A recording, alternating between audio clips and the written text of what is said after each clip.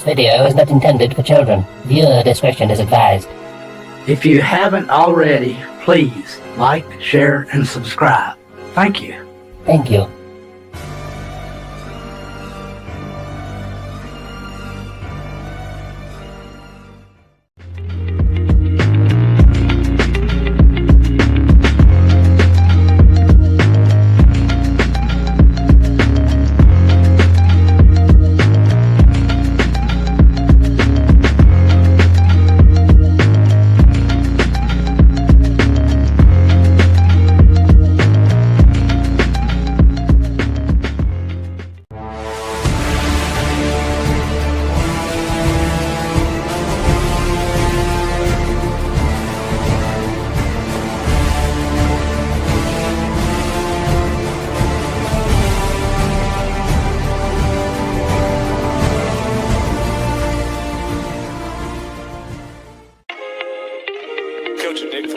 Network, thank you so much for being here with us tonight at Echo Base TV, where community happens.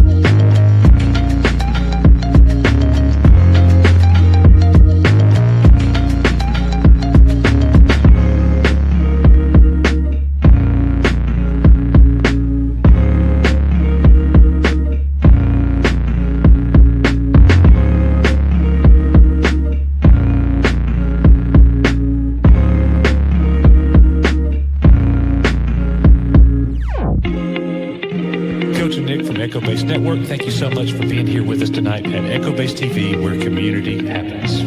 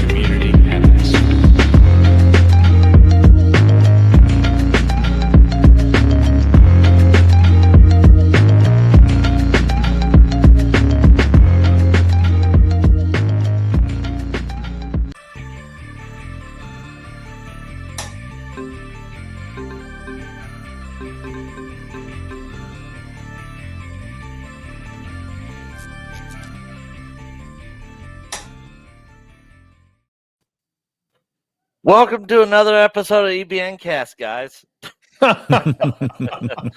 Great. Yeah, Coach is he is and good thing I checked his phone. He's actually on his way back from the store. He should be back here and he should be in here in just a minute. But I was literally sitting here doing work, and then I was trying to get some work done before kickoff of the stream, and it was like 7:54. I was like, crap, I got to start the pre-show. So pre-show got started late, but we're here kind of on time. But yeah, how you guys doing tonight? Everybody doing good? Doing good. Yeah. Good. Actually doing pretty well. I don't have anything pulled up. I know we were going to talk Tron, but I don't want to do that till Coach gets back. Let's see here. I mean, I have the agenda, but I know we have. I didn't have anything pulled up. I know we have. Oh, we do have you? limited time. Yeah. Yeah. Yeah, I don't have it. Yeah, I don't have time. So yeah, I don't have it pulled up in front of me. All right. Yeah. Yep. If you want to pull that up, Rissman, I'm going to go ahead and hit these super chats real quick. Sure. A. Marcellus with $10. I'm having a great time at New York Comic Con. I finally met the cast of Metal Gear Solid. I freaking love that game. It is one of my favorite PS1 games of all time. That and Final Fantasy VII. Those are my two, and Resident Evil. They signed my MGS Japanese box set. Very, very cool. Also met Matthew Stover. Oh, that's awesome. He signed my Revenge of the Sith Deluxe Edition book. Awesome. Hell yeah. I've never been to New York Comic Con, which I've only been to New York once. Have you guys ever been to New York Comic Con? Never been. Been to New York many No? times, but never Yeah. at the Comic Con. Yeah. Same. Have you ever been there, any pain? Yeah, I'm same as Matt. Yeah, I've been in New York. I've not ever been there. Comic-Con. Yeah, well, glad you're having a good time up there, A. Marcellus, and thank you for that $10 super chat. We also got Rogue Sarge, our most consistent super chatter every single week. Hail to you, good sir, for $19.99. Hello, everyone at EBN. Good to see you, Rogue Sarge. And real quick, guys, let me find a. Oh yeah, I like this super chat. This super chat's for you guys.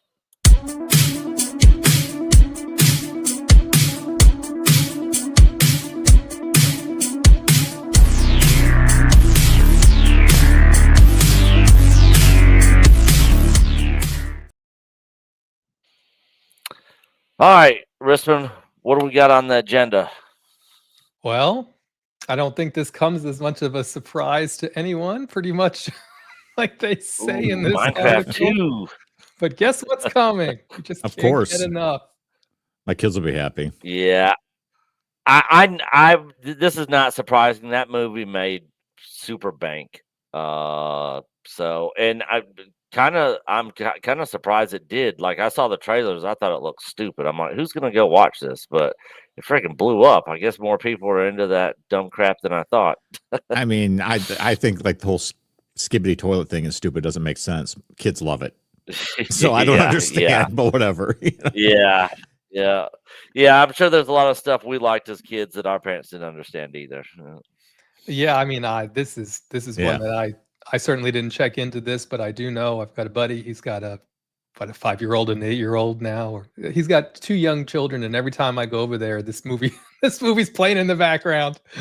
So they actually. Do you ever ask them tell me about this movie? Why do you like it so much? I don't know, but they explained to me in excruciating detail Chicken Jockey. When I said, "What is this Chicken Jockey all about?" Well, that ended up being a very that's a very long conversation. I don't even know what you're talking about. I don't even know what a chicken jockey is. I mean, it's one of the characters from the game, from the movie. I don't know. This just has I can't even call it a cult following, right? It just has a young person following this movie. You know, it got a July 2027 release date. Maybe it's because they had to fit it in, but if I was them, I would have probably tried to put it in May, right? Yeah. Put it up against Starfighter, summer. You know what I mean? Do something there that would be just interesting from an overall box office standpoint. But I guess they've set July. They probably feel sorry for Disney. They feel sorry for Disney, and they're trying to cut them some slack.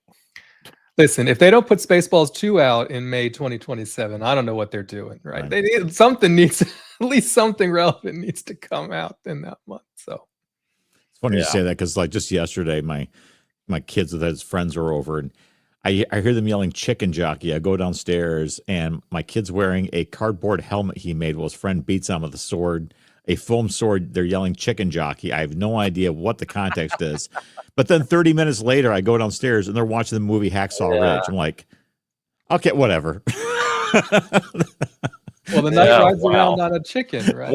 One extreme to a different. I know. Even after the explanation I was provided, I really I love can't that explain it to coverage, you. So, Yeah. I don't know. all right. Maybe So somebody in the chat can explain it to us.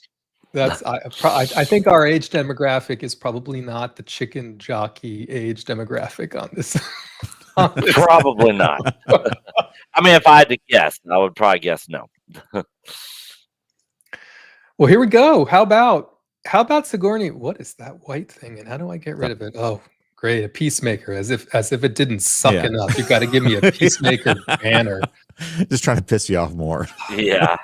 So what's covered basically is Stupid ad. Sigourney Weaver saying she's up for coming back as as Ripley in another I heard alien about this movie, today.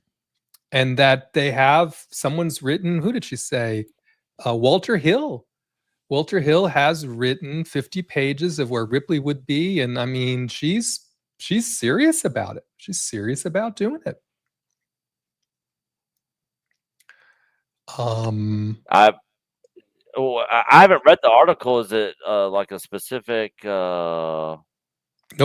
It just where is movie? Walter Hill is a very good is friend it a of mine. continuation from? It just says where Ripley would be right now, and it's quite extraordinary. But it didn't give any more details on when it might be set. Let's see here. Here we go. I'm guessing it's going to take place after the cloned Ripley after Alien 4. Here we go. She reiterated her excitement over his very strong 50 pages and voiced her interest in teaming up on the filmmaker on what she's calling a very different project. I'm thinking about working with Walter to see what the rest of the story would be, she said. It would not be running around air shafts. It would be a very different kind of alien with a really, really good script. Scary. And don't worry, Weaver noted that the alien does show up in Hill's pages too. So even though it doesn't say when it might take place, Noah Hawley thinks he put out a very different alien story. You know what I mean? When I hear a very different kind of alien story with the good script and blah, blah, blah, and don't worry, the alien shows up too. Maybe I'm just a little recency bias. Maybe I'm just a little gun shy after our last experience. I don't know. Yeah, exactly. I know Coach is gonna probably want to chime in on this one because me and him are both big, huge Alien fans, and here he is, folks. Hi. What's up, hello. Coach? What up? What is up? So, Ripley returning to the Alien franchise. Yeah. The thing is, I hated. What'd you watch? I watched her interview, and she was talking about just let Ripley rest. It doesn't need to happen, and then, but apparently the guy has written a compelling story that has her interested. So, we'll see. Another franchise to kill, everybody. Well, I mean, Noah Hawley tried, right? I mean, it's hanging on by a lifeline. Man, jeez. I was so pumped for Alien Earth 2, and that ending, I was just like, F this show. Yeah. Oh, jeez. But yeah, I was not a fan of the clone Ripley that could speak with the aliens and hear them. It's sort of like what we got in Alien Earth a little bit. So I'm in agreement when she made the statement of let her rest. Yeah. At this point. Well, and we know that they're doing a sequel to Alien Romulus, which has nothing to do with this. So even if this is a real thing, it goes in my category of how many years in the future might it happen if it ever happens, kind of a category, which to me probably means it will never happen. So I doubt it ever happens myself. But never say never, I guess. Yep. Never know. Hello, everybody. Will this be on the final? That's funny. No, it will not be. Well, speaking of other things that may or may not come back, we have Spider-Man talking about their reappearance or possibly not reappearance in Avengers Doomsday. And I don't know. I don't know if you believe anything that Andrew Garfield says at all, anytime about anything to do with Spider-Man. Oh yeah. But basically he's commenting here that none of them are going to be in it. He's not in it. Certainly none of the other ones are in it. And you know what I mean? He's just basically saying you won't see any of us Spider-Men, in Doomsday. I don't think he's speaking for Tom Holland, by the way, but that's basically the gist of this article. Again, I would love to see him again. But they were, of course, pumping him for information about Doomsday specifically. The only time I believe one of these actors, when they're talking in interviews or making social media posts, the only time I believe them, where I think they're being really authentic and honest, is when Tamura Morrison or Ewan McGregor is begging for another show. That's it. Nothing else they say. Yeah. You have to take it all with a grain of salt. I mean, how many times are they going to lie in interviews and people just continue to believe it all? I don't know why they keep asking, right? I mean, there's no answer they can provide that we will believe. Even if he had said emphatically, "Oh yeah, Toby and I are both in it. It's going to be great." Yeah. You wouldn't have believed him. There'll be 3,000 interviews about their answer too, on YouTube. So. And the thing is, I don't know why some of these people even ask these questions, knowing that they can't really say anything at all. Like, oh yeah, we're totally in the movie. Like they're really going to be able to tell you if you ask them. No, not unless their name was on a chair, Nick. If their name was on a chair, exactly, they can at least say they're in it. Right? Yeah. See, so if that comes from Disney or the director, then that would be a question for them, not the actors, because I can't say jack squat. Well, until somebody else gives them permission and it's already out there. As much as I'd love to see Andrew Garfield as Spider-Man in Doomsday, I think it's very unlikely. Regardless of what he says, I think it's very unlikely anyway. So this was probably a bit of a softball question anyhow. Yeah, I give it like a 0.00001% chance that he's in there. 7 out of 10. Yeah. I thought you were going to give it a 0 out of 10 chance for a minute. Yeah. His entry into Doomsday would be a 0 out of 10 for Star Wars content for me. All right. But I would like to see him come back for an Amazing Spider-Man Part 3, just like I'd like to see Andrew or Tobey Maguire come back for Spider-Man 4.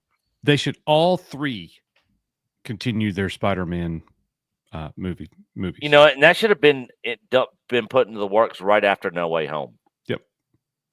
So we could. How long ago did that movie come out? So we could watch all three of them. It's been a minute. Perish.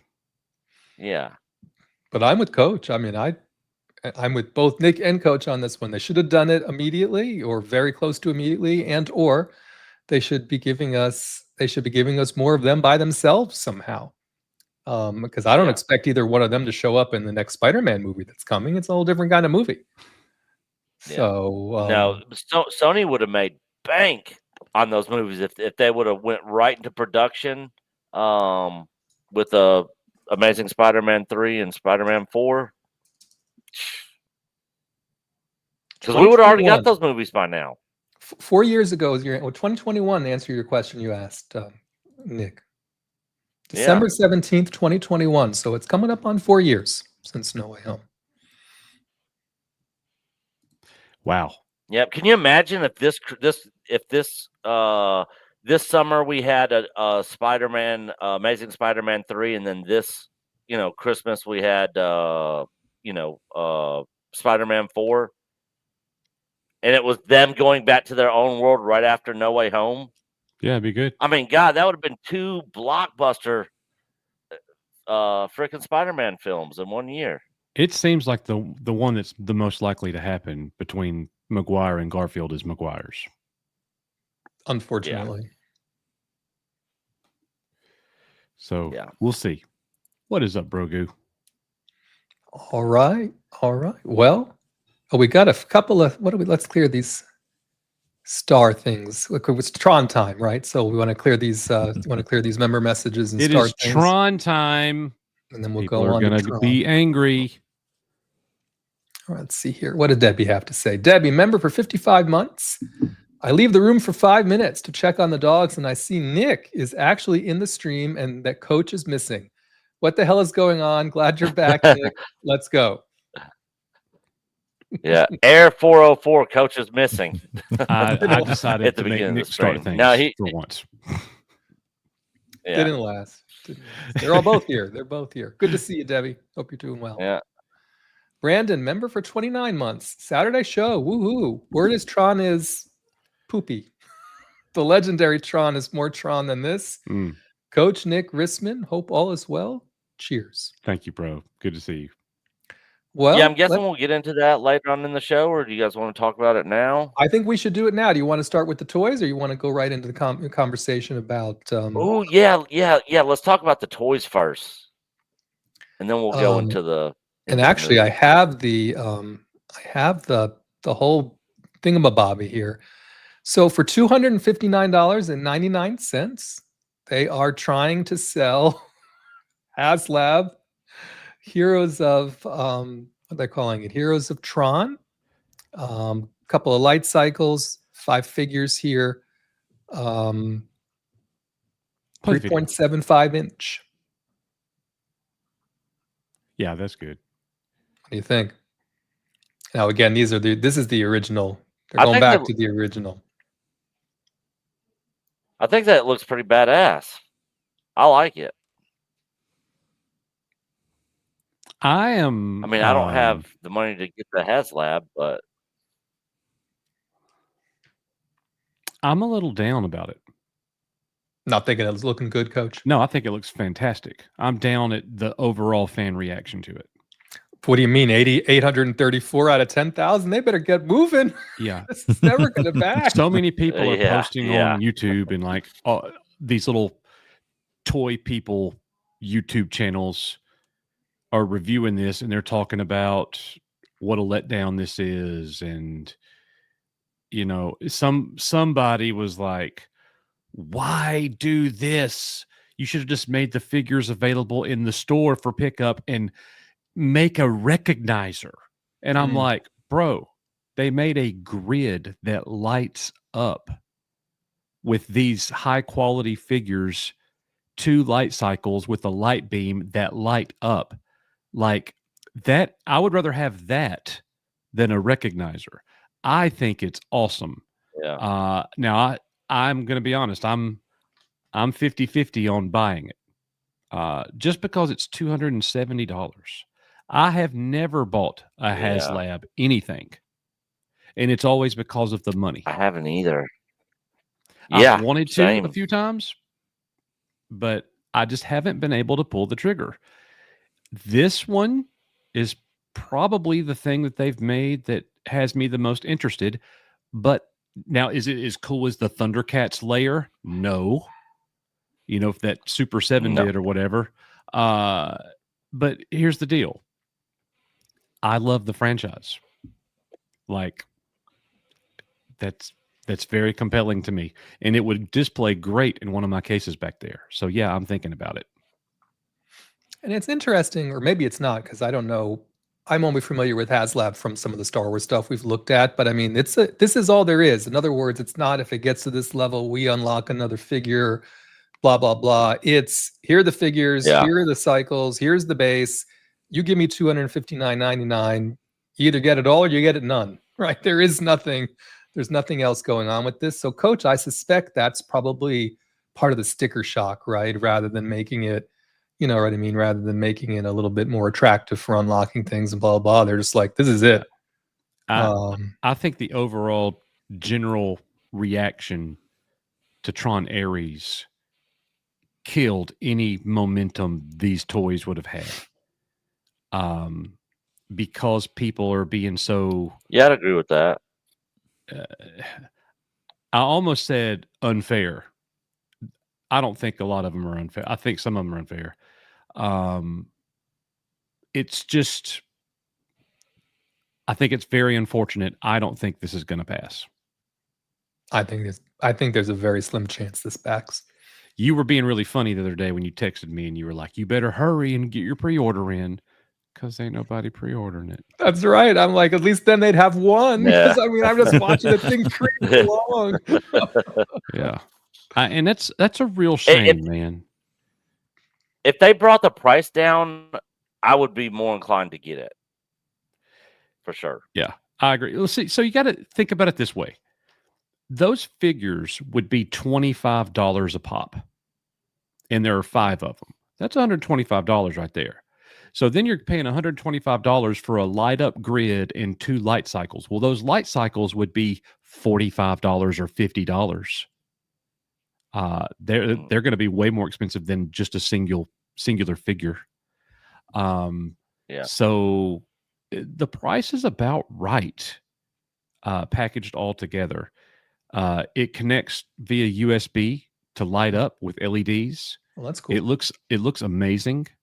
But unfortunately, I don't think it's going to pass. Now, if it starts getting closer to passing, I'm probably going to be inclined to jump in. Yeah. And it is what it is. Yeah, because I think this is one of those. If it meets its goal and it actually ships, I mean, every single time one of those HasLab things happens, I mean, it's like you got to pay like double to actually get your hands on one at that point. True. If you want to make a little spending cash, investing in these HasLab specials for resale, man, like they go up. It's like the opposite of buying a new car on the lot and driving it off. Like if the car you bought at the car lot doubled in price as soon as you drove it off the lot. That's what these HasLabs do, That's exactly what I was going to say, right? It's if you don't get it this way, I couldn't imagine how much they would get you for if you tried to get it in the aftermarket. So I don't think it's a problem. You're going to have, Coach. Probably close to double. I know it says it's got 44 more days, but I would be very surprised. There's no way it gets what? How many more does it need? It only has 834. It basically needs 10,000. Oh, that's none. Yeah, 9,000 more people to get close. It's not going to happen. No. Yeah, that's a real shame too. Even the Riva lightsaber did better. I think it looks great. Well, hell. Even Morbius. Never mind. No. Let me drink from my Tron cup.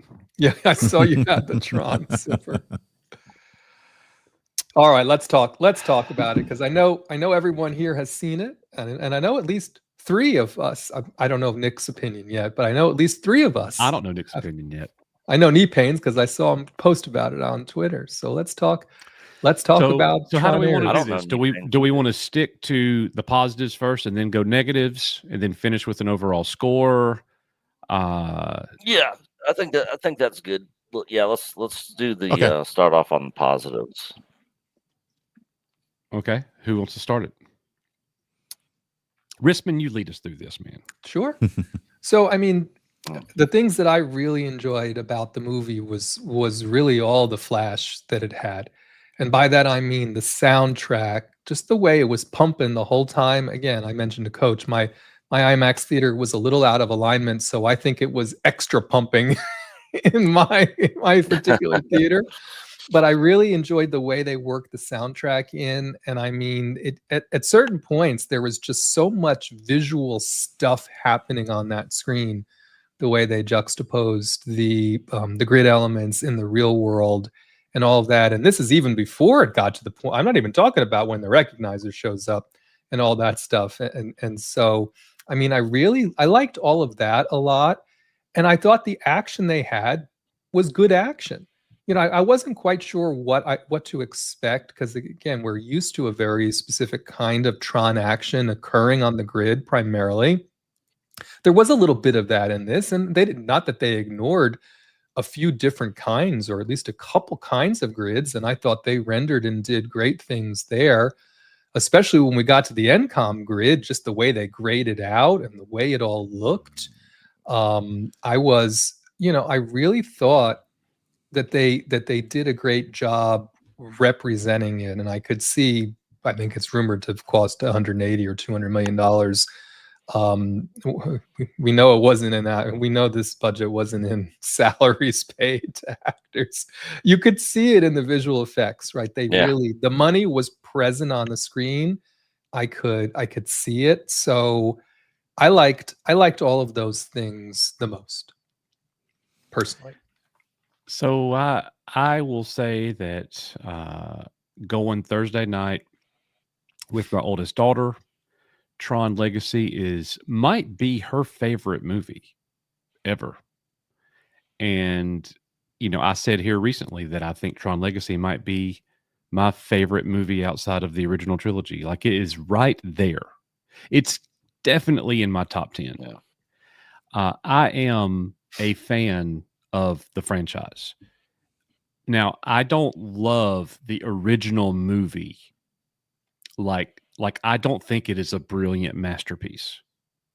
To me, it's not. Tron Legacy is way better than the original Tron movie. The original Tron movie does the job, though, and it was a product of its time. I grew up with it, and all that. I love it. Don't get me wrong, but it wouldn't even be in my top 50 movies, if that makes sense. But saying that, I love the world. I love the lore. I went through Tron Uprising. I've read the original novelization by Liz Berger, the novel for Tron. I've played some of the games. It's got all of the visual things. It's one of the best visual experiences for a movie I've ever seen. Maybe, if not the best. If not the best. It looked incredible. It was hard for me to imagine a movie looking a lot better than Tron Legacy. It did. Now I'm going to say some things that people are going to disagree with, and that's perfectly fine. Jared Leto gets a lot of hate. Deservedly so, I'm sure. I thought he was really good in this movie. I thought Ares was the best character in the entire film. And that's not a knock on other characters. I thought that the guy that played Dillinger did a really good job. I think that in terms of casting, I thought that Leto's Ares was awesome. I didn't mind Greta Lee being the person in charge of Incom, the sidekick to the main character, if you will. I thought that Dillinger did well. And as far as casting goes, that's about it. There's some figures that I thought were just basically throwaway figures. They serve no purpose. And I guess that's kind of leaking into one of my negatives. The soundtrack was awesome, but it doesn't even hold a candle to Tron Legacy. If I'm comparing the films, the movie is not as good as Tron Legacy. And if it were, I would have been on here a lot sooner talking about Tron Ares. And I would be a heck of a lot more hyped up about it, even though I am hyped up about it. I'm going to go watch it again sometime in the next 2 or 3 days with my family. My younger daughter wants to go watch it. She had enough discipline to say no Thursday night because it was a school night and she had a test the next day. My older daughter was going no matter what, and I was like, let's go. The story to me was a Tron story. It was no different. It ran concurrently as a story with the original movie and with Legacy. Now, did I realize that there were some things about the movie, having seen it, that was a little surprising. the 29-minute thing. I thought that was fine. I didn't have a problem with that. I was kind of the mind that there was going to be a full-scale mass invasion, kind of like when we saw Clue in Tron Legacy with the thousands upon thousands of programs ready for an all-out assault. And Kevin Flynn says, game over, man. If they get out, game over.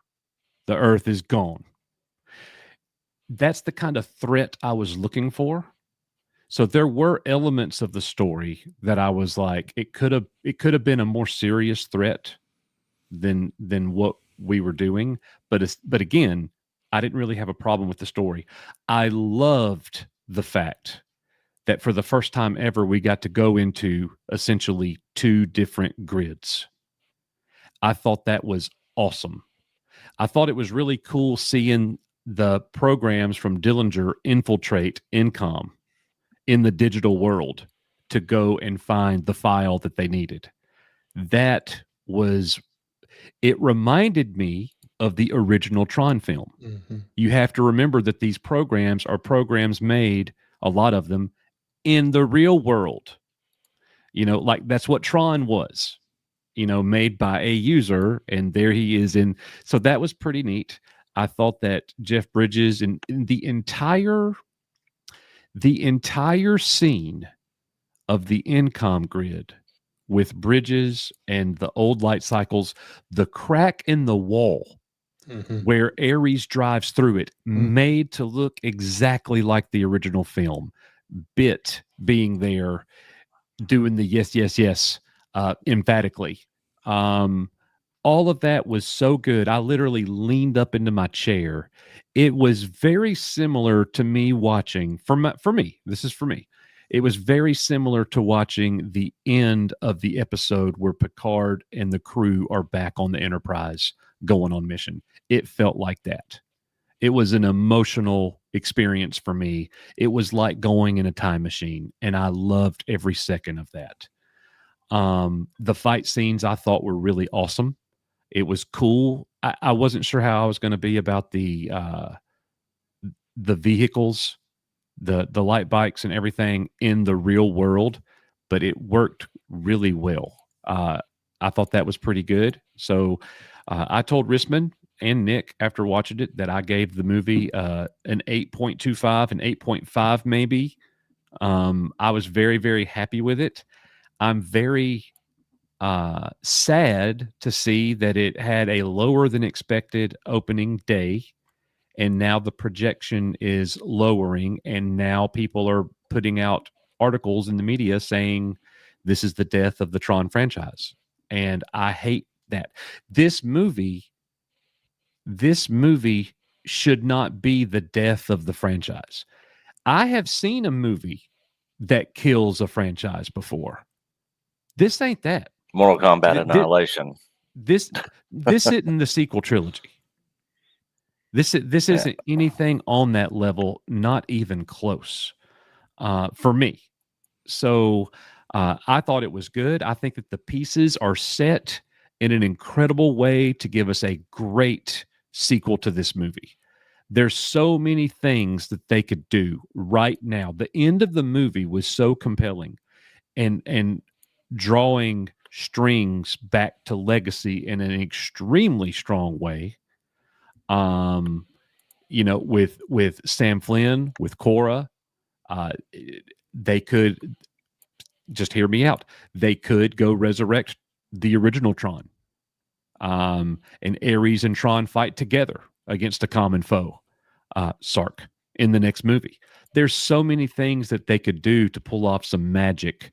I thought that this movie did a great job getting a good solid foundation for the continuation of the story.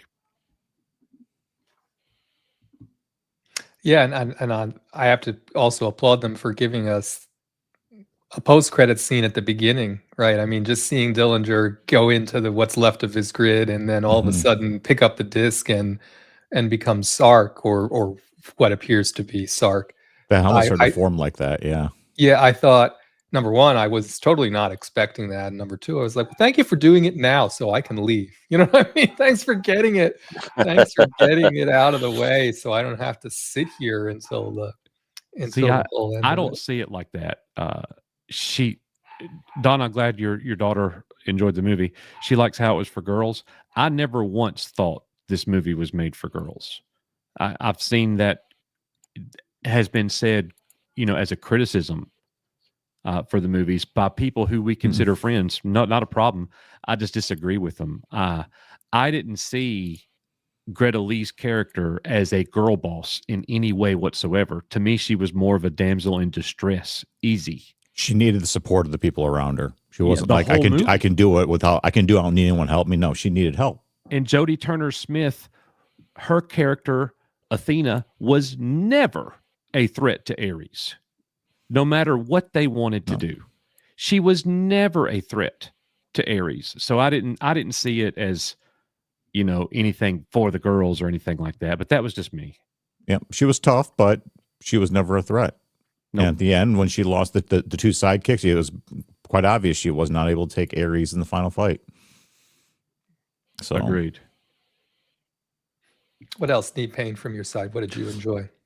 So, the week leading up to it, a lot of people, and I'm not, my opinions don't invalidate other opinions, but a lot of negative comments, a lot of negative reviews. I saw reviews on like The Independent. We saw on Facebook Coach. I think you saw me post that, which was people claiming in The Independent, they said this is the worst movie of the year. Yeah. But that same reviewer said One Battle After Another is a cinematic masterpiece or some nonsense like that, which I strongly disagree with. And I'm like, do people even understand film anymore? But even some of my friends hated it.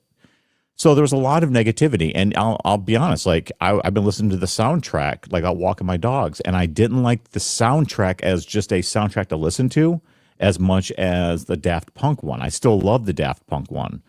I listen to that all the time. Yeah, really wasn't it's feeling one of the greatest soundtracks of all time. And I really wasn't feeling the soundtrack just listening to it. However, I go in the movie with, well, I set the bar very low. I'm not a Jared Leto fan. And, about 15 minutes into it, I kind of realized, wow, like we all have different opinions. I don't know. One, I didn't really get the hate. I was like, I'm not really disliking Jared. And even though I didn't like the soundtrack just to listen to, driving around my truck, it fit the movie. It did. So I was like, okay, this is actually working. And I sat back and I actually was like, why are people saying this is the worst? Like my partner, she's not a cinephile. Okay. She doesn't watch reviews, doesn't pay attention to any of this YouTube shit. She doesn't know. She doesn't care. We walked out. I told her, I was like, people are calling this the worst film of the year.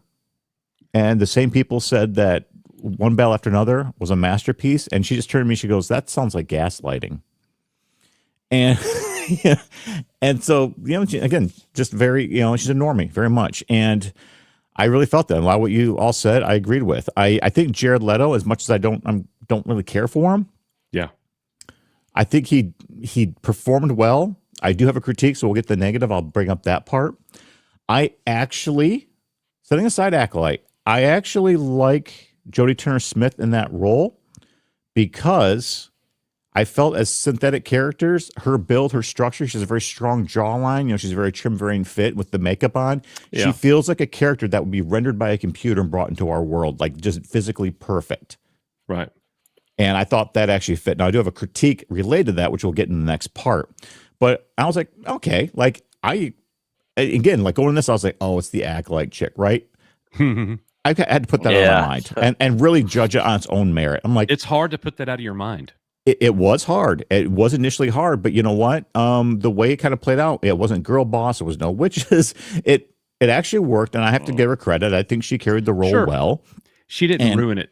She did not ruin it, and I agree with you about Greta Lee. I was like, you know what? Yeah, where's the girl boss stuff? She needs the support.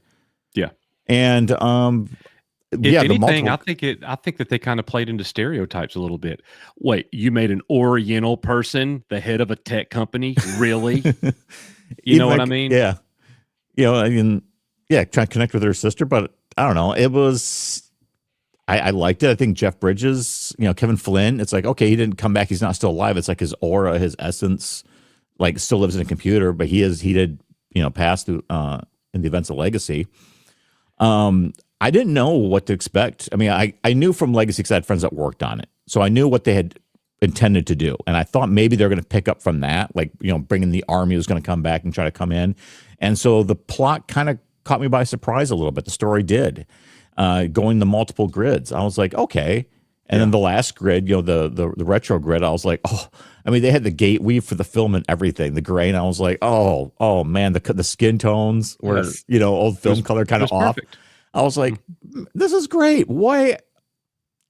People can have their opinions. I don't understand why they hated it. I'm not saying it's the best film ever, and it's not better than Legacy.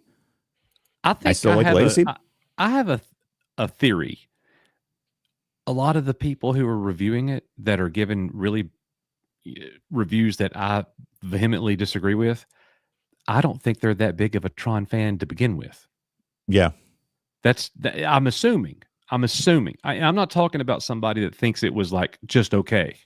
I'm talking about the people who are destroying it. Worst film of the year. Exactly. I just like, this is not worst film of the year. So let's look at this in perspective here, and then we'll get Nick's thoughts. If you know this because you looked it up, then don't say anything. But let's go back to what is the critic rating on the tomato meter for this film, guys? Anybody know? Oh, it's in the tank. It's like in the 50s, right? Yeah, last I'll assume it's in the 50s. 56. Yeah. What is the audience score for this movie? Like 87 or 88? 86 right now. 86. What about Tron Legacy? Yeah. What's the critic rating for Tron Legacy? I think it was just a little bit higher, like 61. I think it was lower. Nick's right.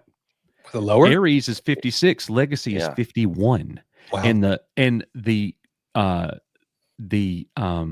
fan vote, Ares is 86. Legacy is 64.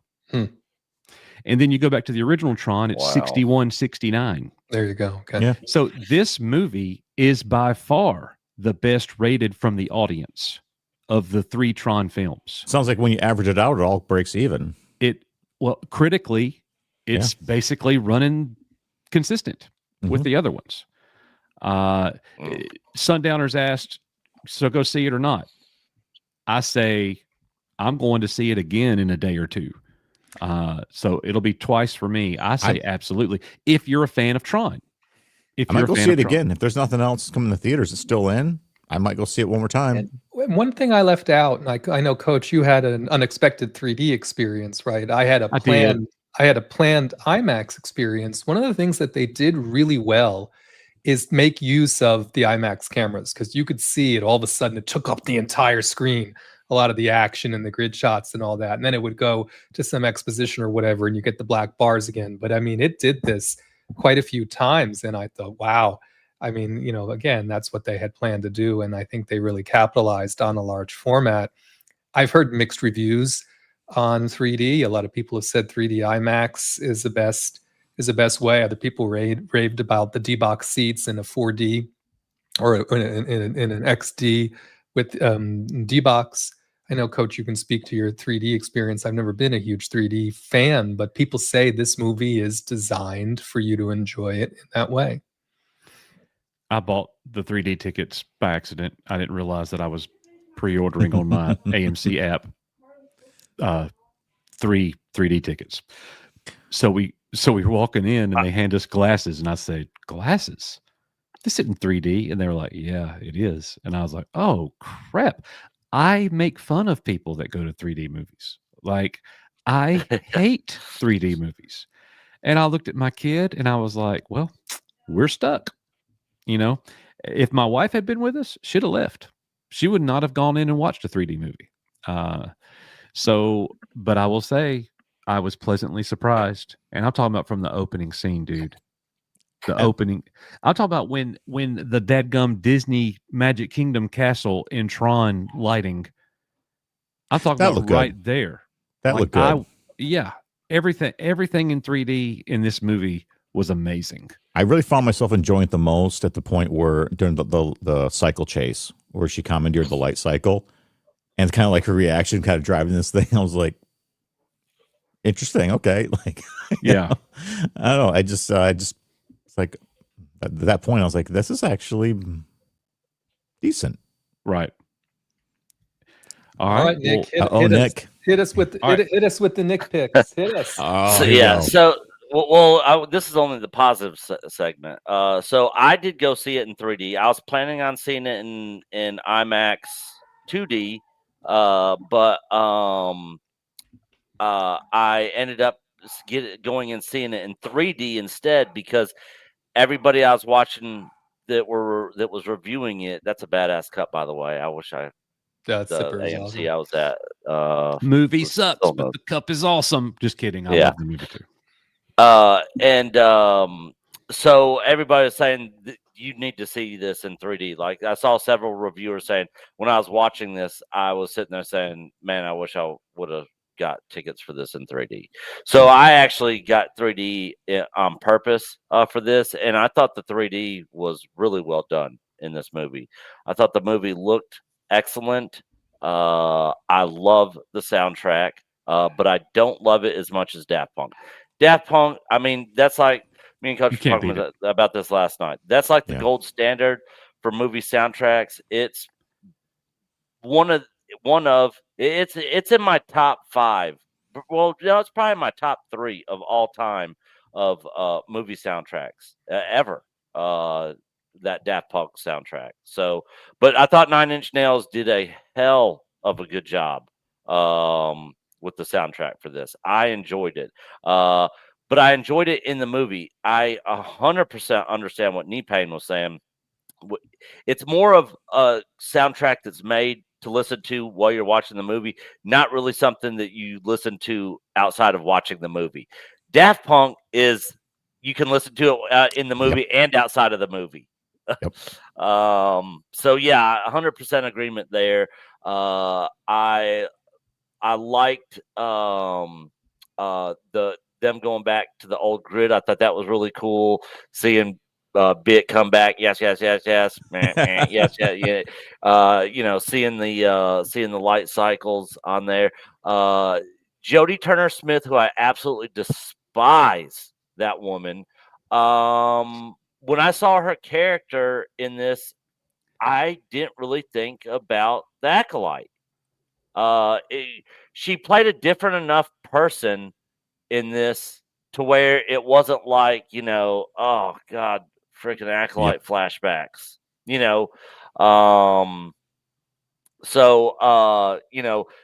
thought I was going to hate seeing her on screen every single time because it would give me flashbacks to the Acolyte garbage crap, and it actually didn't. So there's that, and then I showed up to the movie a little late, so I missed the very, very beginning. I am going to go see it again, but when I walked in, they were just finding the stuff on the floppy, the Asian chick and her assistant. So I don't know how far that is into the movie. I think I might have missed like the first 5. You really just missed, like they did a cool news kind of recap that was designed to sort of catch people up. I like that. Catch people up as to why we were in the state of affairs we were from a corporate standpoint. Yeah. And then I think, Nick, all you missed was her turning the power on to that place and going in and sort of uncovering machines and starting things up and looking at a picture of a sister, blah, blah. You really just missed the setup is all. Okay, gotcha. All right.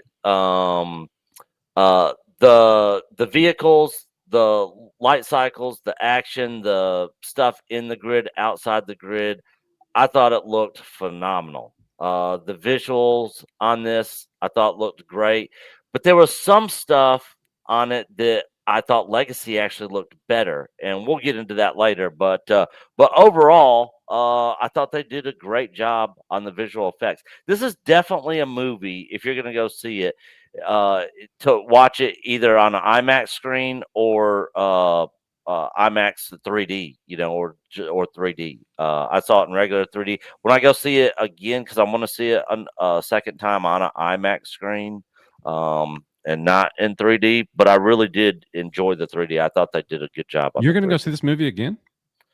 Well, if it's still in theaters, I will. But I definitely want to get the 4K, which the 4K of the original Tron just came out, and I definitely want to get a copy of that. Actually, Tron and Tron Legacy, I think both they released in 4K, right? I pre-ordered the original Tron, and it's gotten delayed through Amazon, so I still don't have it, which is a little disappointing. But I mentioned to Coach, I do think, well, for some people this is not relevant, but for any Disney Plus subscribers that are out there, if you put the movie, you know who you are.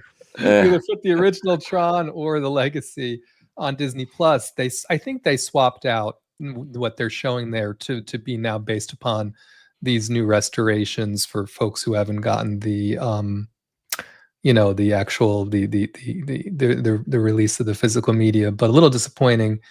I thought it would come ahead of time, and it's been delayed. So Nick, don't worry about it. If you didn't pre-order it, by the time you probably order it, they'll be coming right out. You know what I mean? But yeah, I'm definitely getting them 100% without a doubt. I got Jaws on 4K, and I like Tron and Tron Legacy more than I like Jaws, even though I love Jaws. So yeah, I'm definitely getting them for sure. So Venger with a £5 super chat. I want a Tron Ares LED cup. UK cinemas suck for movie tie-in merch. Venger, the easiest way for you to do that is to go find one that you can get at cost on eBay. They're there, and some of them have worldwide shipping. So you would definitely be able to get you one of those. 100%. This thing, I think this was $25. I believe it. But when I saw it, I was buying it. And if they had the LED light cycle bucket, I was going to buy it, but they did not. And I was like, I want the Tron arcade popcorn bucket. That one looked really cool. I'm guessing that's Cinemark. I think it's Regal. Okay. It's not AMC. I know that. No. Yeah. All right. Well, I guess it's time to talk negatives. So, Rissman. So we'll finish with the big negative. Yeah, no, it's okay. So just before I start on my negatives, just a general question, because I've seen it in the chat and I know there's been conversation about this. What did we think about a Tron movie without Tron? Is that it? Do we call it a negative? Did this work? Was for me, Jeff Bridges was enough. Right, Jeff Bridges coming back as Kevin Flynn and doing his thing for me was enough. But I know a lot of people's perspective, at least going in, and perhaps this is for people who haven't seen it, but there was a reason maybe why they didn't see it. So I'm not necessarily disrespecting that choice. I'm just saying a Tron movie without Tron, it's a little peculiar. So I guess I'm just putting it out there from a panel standpoint. To me, it didn't matter. Did it matter to any of y'all? No. Tron is a program that fights for the users. That's what Ares became. Tron was barely in Legacy. Rinsler was barely in Legacy. So, and I don't know how much screen time Tron got in the original movie. And if you think back to the original movie, is the movie about Tron? I always thought it's about Kevin Flynn. Right? It's not about Tron. Yeah. The book was more about Tron, not the movie. Yeah. But they named the movie after the book. It was a poorly titled film. Of course, Kevin Flynn is the main character in the original Tron movie. So a lot of people are like, the main character, Tron's not even in it. I mean, yeah, true. But I don't know. The original Tron movie Tron was in it for 20 minutes of a 96 long movie. Yeah. So the other 70. And how much screen time did he get in Legacy? Maybe 3 minutes, if that. Yeah. Yeah. So I think we're on the same page there. For me, the biggest negative in this movie that I found was the script and the dialogue that went along with the script. 3 minutes total. 3? Real quick, Coach. 3 minutes in Legacy. Nailed it. Nailed it. Yeah. We're going to Vegas. I nailed Yeah. it. So, yeah, for me, I think that was the weakest part, right? Some of the dialogue was overexposed. It's hard to offer this comment in some ways because at least from an Ares and an Athena standpoint, they spoke in a very particularly stilted way on purpose, right? There was some purposeful, there was some purposeful inflection and just some different things there that I think just obviously made that necessary. But this wasn't the most well-written movie again, but I didn't expect War and Peace, right? I wasn't expecting Gandhi.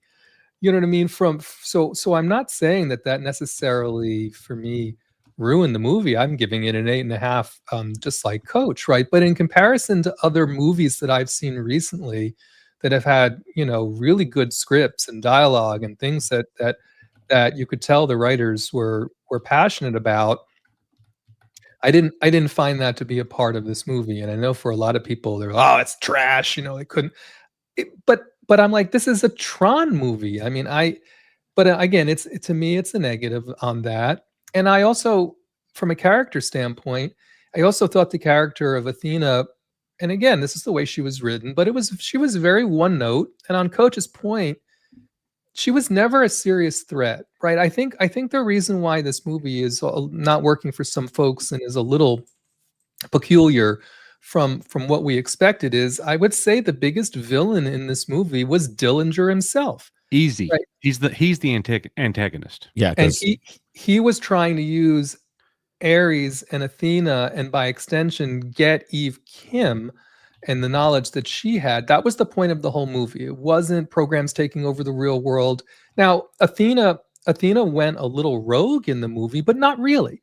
She was following the directive, whereas Ares didn't. Ares was able to discern and not follow the directive. Athena was very, I'm following your directive. And Dillinger was an idiot, right? In the way he gave the directive. It's like Data and Sherlock Holmes in the holodeck, right? Mm-hmm. It was that kind of a thing, right? In the way he said, do this for me, by any means necessary and remove any impediment, right? Well, she took that quite literally, right? As a part of the movie. Mm-hmm. But she as a character, I just felt like, because Dillinger was a little mustachio, he was a little that way. And maybe it's recency bias because he reminded me a little bit of Boy Cavalier in some ways from Alien Earth, not the smart guy, so to speak, and all of this kind of stuff. I thought interaction with his mother, by the way, Gillian Anderson still looks great, just as a side note. But I mean, his interaction with the mother, I thought was a complete waste. And I thought her dialogue and everything, and every time she was on the screen, for me, it was a little cringy. Just that whole interaction and her whole reason for being there felt very forced, which I think is a shame. And then it was funny when she slapped Dillinger. Yeah, right? She did, but I'm kind of like, he had it coming, but I'm like, I know, okay, but nothing's gonna come of it, I'm sure. And then for me, I had a very specific problem in my IMAX, which again, I think it was just my IMAX, but it was way out of alignment. So I had some difficulty hearing the dialogue in certain cases because the dialogue channel, that center channel where the dialogue was coming, was so low in comparison to the huge side channels that it was overshadowed by the score. So generally speaking, there was some places for me where the soundtrack, the score, just some of that boom, boom, the stuff that was going on was just too much, right. In comparison to what was being spoken. So I think those were did I tell you anything else? I think those were the negatives that I would cover for me. That's good. So I'll jump in. You said something about the script. Rissman, we've already talked about this. I thought that some of the dialogue, especially around the permanence code in the first half of the movie, it got a little difficult to follow. It wasn't clear. And I thought that the story, it felt convenient when, as soon as she discovers the permanence code, there they are to go in and steal it. Just like that.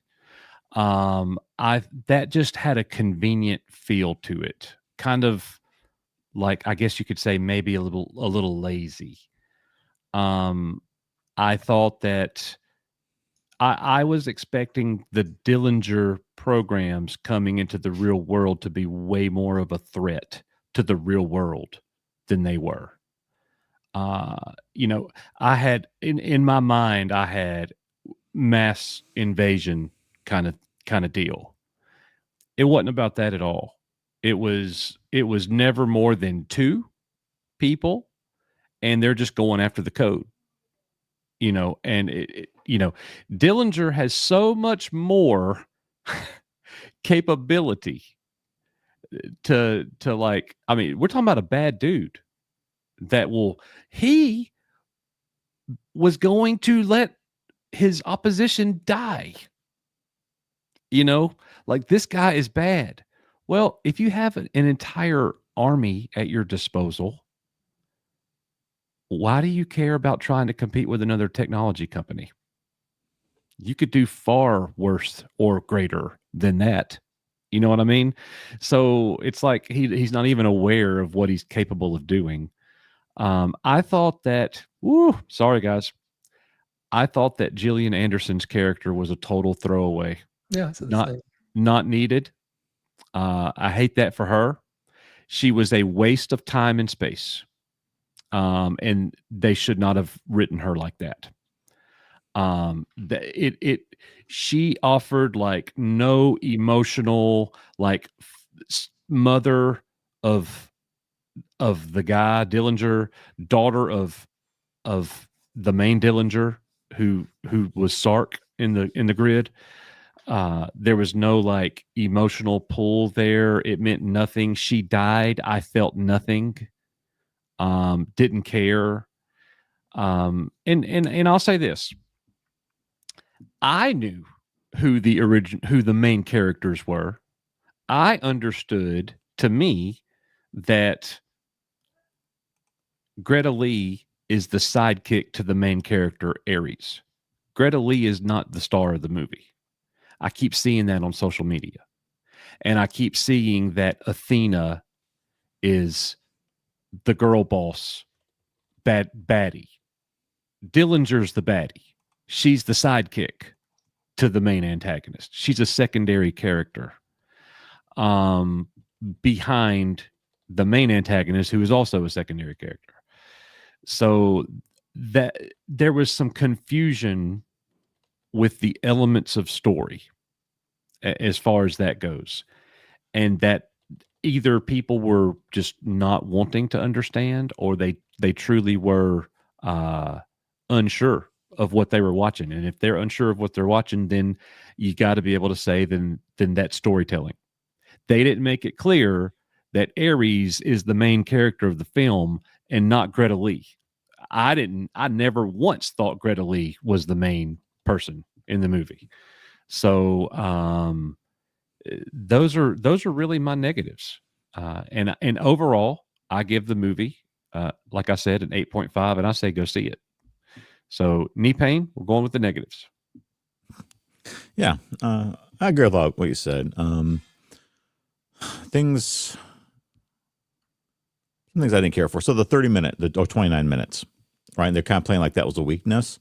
I don't know. That didn't feel like a weakness to me. If you were creating super soldiers that were that powerful, it kind of feels like a 30-minute cutoff would be good to get, so they don't go rogue on you.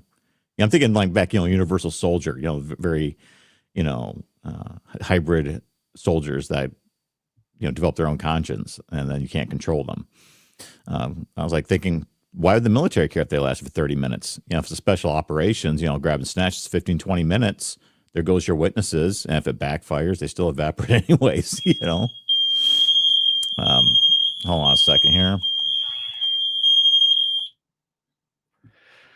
All right. Well, Nick, are you still here? Fire alarm. Fire alarm. Yeah. Well, look, while he's taking care of that, you want to go ahead and start talking to some of your negatives? Yeah. So I thought this was the worst Tron movie out of the 3. I definitely did not think this was the worst movie of the year. I would rather watch this movie every day of the week than watch frickin' Snow White ever again. Never and I watched. watched that movie. How It much was better was god this movie awful. than Superman? I like this better than Superman. Me too. Easy. Yeah. Easy. What other movies have I seen this year that I thought sucked balls? Superman, I didn't like. It was like mid. I didn't think Yeah. it did. Yeah. So my biggest, hugest complaint in this is the stupid 29-minute limitation thing. The permanence code is like a MacGuffin thing. It was like I was watching Rise of Skywalker, and they had to get the knife, bring me the knife, get me the knife, and go around, and they're trying to get all this stuff, and then the portable laser that they had that where they are on the helicopter. Oh, you can just take a portable one. I guess it's hooked to the grid by Wi-Fi or something. I don't know. I thought that was dumb, but and the thing is, it didn't really go with the rest of the Tron movies. This whole permanence code thing. I don't know. I wasn't a fan. It's like, why was Cora able to escape? And what was Clue gonna do? If he was, his plan would have completely failed if he would have gotten out and didn't have the permanence code. Can I push back a little bit on that? Yeah. We only know that the Dillinger programs have the 29-minute limitation. We don't know about the Incom programs. So she was searching. Eve Kim was searching for the same reason. She was searching also for the 29-minute business. But the way I took it was, the reason why this was never a problem before is because Flynn had the code the whole time, and so in his time, all the programs had it already embedded, and then as time went on, it was lost. Yeah. Right. So when she took over and resurrected the asteroids and all that and started doing her programming, both she and Dillinger went down a path not realizing what they were missing. Right. And that's why when he's talking to Flynn, he was like, Flynn was just kind of chuckled. He's like, I don't know why they call it the permanence code. He said, I always called it the impermanence code. Right. Because once you get a hold of this and you start using it, you can become, impermanent and all that. So there was, but you really had to think about that part of it and sort of put it together. And on your point, Coach, the way they explained it, if you didn't have some of that lore, you weren't trying to put all that together, and it was a Flynn thing, and she yada yada yada, this, that, and the other, it was a little shaky. You know what I mean? Exactly. That's exactly what I mean. Everything around the permanence code, like what? Yeah. It was hard to follow. Yeah. And Nick's right. Cora. Not only did Cora leave the grid, she had a dang kid. We think. Yeah. And if Incom or the Dillinger system already had the advanced tech, why wait till now to search for or exploit the code? What is it about? Well, why are you needing this now? If they already had all this advanced tech, going back to the 80s, they've had advanced tech. I don't know. The whole thing surrounding the MacGuffin of the permanence code, I didn't like it all. I thought it was poor writing, and I thought it was a stupid concept to be in this movie. I will say this: I'm more interested in the movie that could potentially come after this one than what we got in this one. Me too. Yeah, the one that doesn't look like it's going to happen. Yeah, the one we're never going to get. Yeah.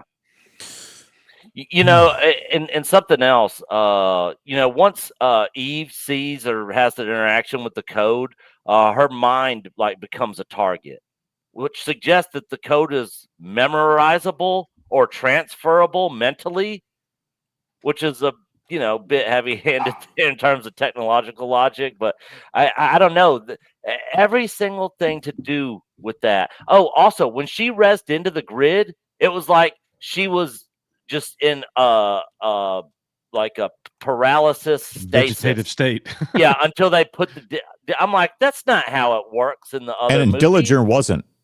Yeah, and he wasn't. at all, and neither was Sam Flynn when he Sam went Flynn to the wasn't. grid. Yeah. You Or know, Kevin. so None yeah. of them were. yeah, and I was just like, why is she like frozen in time like this? Oh, and then the convenience of the freaking dumpster when she was on the bike that she I went know. flying True. off That's of. true. That's true. How convenient! She should have been dumpster dead. full of soft garbage happens to be right here. How convenient, you know. So it was dumb stuff like that in it where I was just like, God, this is stupid.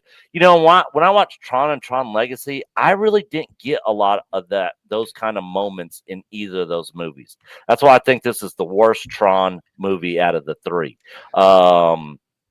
Let's see what else. I think part of the reason, sadly, is and it's not a Tron problem. This is just a current day writing problem. I don't know where all the writers. Yes, have I gone, agree. but it's not just this movie that does stupid things that are contrivances that just happen to work out from a plot standpoint, so we could move it along. And so, you know what I mean? It's just a way a lot of these movies are written today. It just sucks. So I think, as a biased fan of Tron,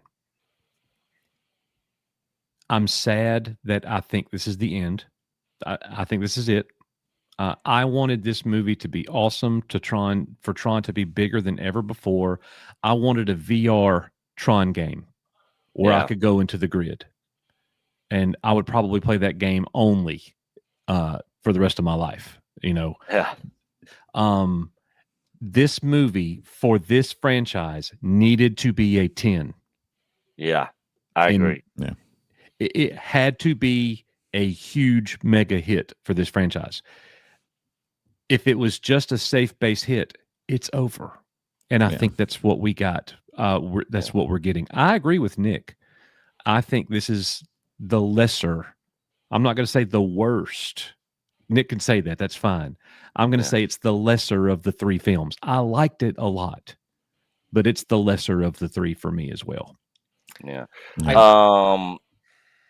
I'm trying to think. Oh, the Sark thing I thought was a complete forced nostalgia bait thing that they did there. When he becomes Sark, it was cool. It's like, oh, Sark, but it didn't make any sense. Can you explain how? No, we don't know how all that happened. Yeah. Well, so that was Sark's disc. That was right there.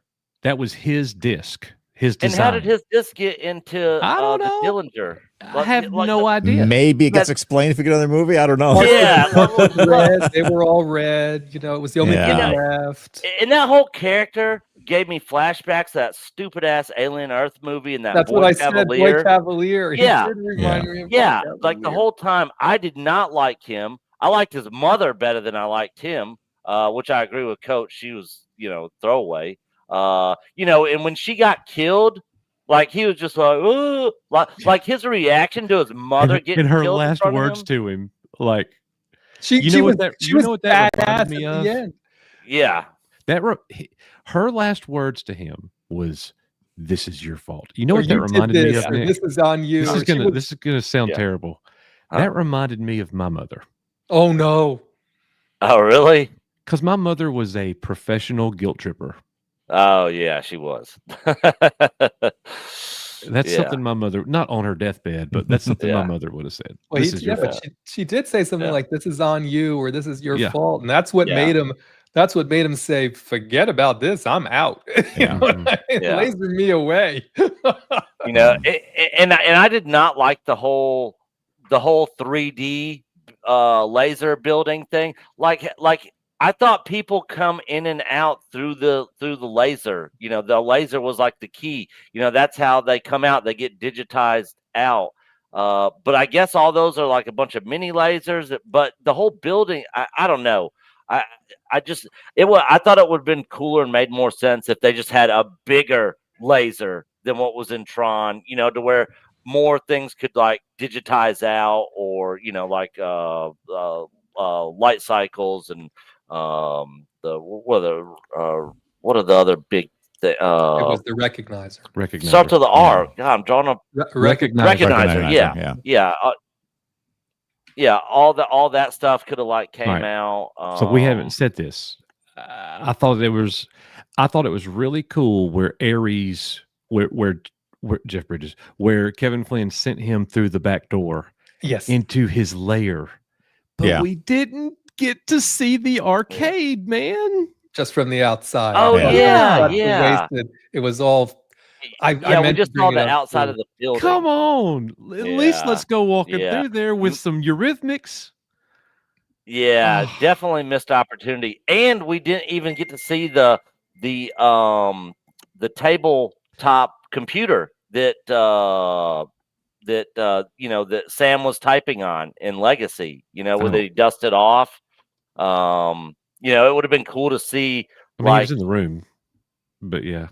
Yeah, he was in the room, but it would have been cool if he would have walked over there and like looked down at it, and it was like had a prompt on it, and it had something to do with like Clue or Tron, like some sort of Easter egg or something that could have pointed to something, another plot in the next movie or Easter. I don't know. It was just another thing where I thought it was a missed opportunity. They could have done something cool, just like the arcade, walking through the arcade. I thought that was a win that when Ares went into the income grid, Kevin Flynn was the one in total control. There's nothing Ares could have done to have gotten that permanence code. His only hope was that Kevin Flynn gave it to him. And if they had scrapped right there, Kevin Flynn would have whooped him. I thought that was really well done. Yeah. I will say this because it just made me think of another negative. When Kevin Flynn shows up and he says, "I'm here because you're here," I thought was dumb and did not make any sense. Huh? What? I'm here because you're here? How would you even know he even exists ever? Like that whole none of that made sense. It just felt like they were just forcing a way to put him in there so they could get him in the marketing. I wish he would have had a bigger role. I wish Boxlighter would have been involved. There were so many things that I thought they could have done different and taken some stuff out. All right. I absolutely despise Jared Leto. Can I break in there real quick? Yeah. The "I'm here because you're here," that is Zen Buddhism. And that's a continuation of Tron Legacy and Jeff Bridges' Kevin Flynn character. That's about the interconnectedness. Well, I didn't understand that. Yeah. And they didn't explain it. Well, they didn't really explain the Zen Buddhism in Tron Legacy either, but it was there. Like Bridges talks about it in the grid. Like a lot of the things that he's saying to Sam Flynn. Sometimes it's best to do nothing. All of that stuff is Buddhism. They brought that into the movie, and they continued it in this one with his character. Maybe I just took it way too literally, because the way I took it was because it was sort of in a backup. I sort of took it as that grid wasn't really functioning, and all of a sudden Jared Leto as a program shows up, and so Flynn's like, "I'm here because you're here," literally, because he's like, "There's a program here all of a sudden, and I'm master control." You know what I mean? I took it more literally under the context of just the way the thing functioned, because basically there was no reason for him to appear. That nothing was going on in that grid since it was decommissioned. The Zen Buddhism stuff was a big part of Tron Legacy, and that's what they were alluding to, Nick, when he made that comment. That is total Buddhism right there. Oh. I never got that from that. You don't know very much about Buddhism, the connection, respectively. Respectfully, no. You know what I mean? Like I have I'll never know anything about Buddhism. Well, now you do. So don't say never. Yeah, but they didn't. They didn't explain any of that. Like, I guess you got to be a Buddhist to understand what was happening I'm not in a that Buddhist. moment or that dialogue. I'm not. No. Like know about it or see the connection. You got to have to know about it to make that real world connection. Yes, you do. Or my little thing. Which is poor writing because for people like me that don't know any of that stuff, why would I come up with that? That's some Buddhism thing, some Zen Buddhism. Like, or the other simple way to take it is Flynn saying, "I'm here because you're here to get rid of you. You're not supposed to be here." That, you could also see it that way. Yeah. Reason why I'm here is because I'm getting rid of you unless you give me a compelling reason why I shouldn't. You can put Buddhism to the side if you just want to take a story point. He was the enforcer in that moment when he said that, when he made that comment. Right. Yep, could go either way there for sure. Yeah. Maybe it was both. Yeah. So what do you rate it? Yeah, Nick? see Zombie Box Reviews. I might give it a watch. 6.5 out of 10. That's a good score for you. That's a good score. 6.5 out of 10. There were several moments in the movie I was bored and I literally dozed off for a second. Had to been when the soundtrack several wasn't parts playing. in the movie. Yeah. I don't know how you could fall asleep. Yeah, in that probably. movie. Yeah. And in my movie theater, there wasn't hardly anybody in there. It was me and like 4 other people in the entire theater. The other negative is this movie could end the franchise, and that's what really pisses me off more than anything. I thought they could have done a way better job with this movie and really had the audience, go out and push for people to go see this movie. And it's just they had. I don't know anything about this director, very little. And I'm not saying he did a terrible job. I think he did a fine job, but he's not the guy that could have made it a 10. No, definitely not. Joseph Kosinski, I wish he had done this movie. This is going to be part of my critique before I got cut off by the fire alarm.